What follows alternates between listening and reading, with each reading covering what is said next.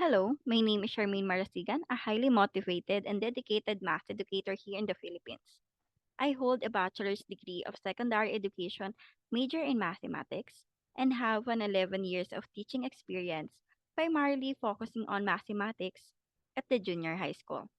I also have an experience of teaching senior high school classes under the subjects of general mathematics, statistics and probability, pre-calculus, and basic calculus.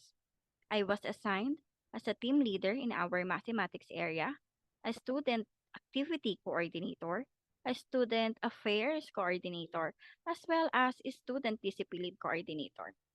My passion for education is actually driven by a desire to inspire students not only to learn math but also appreciate and excel in mathematics. Right now, I am very grateful. I am quite nervous. I am also excited about sharing my experiences and enthusiasm in the school community of the United States of America. That's all, and thank you.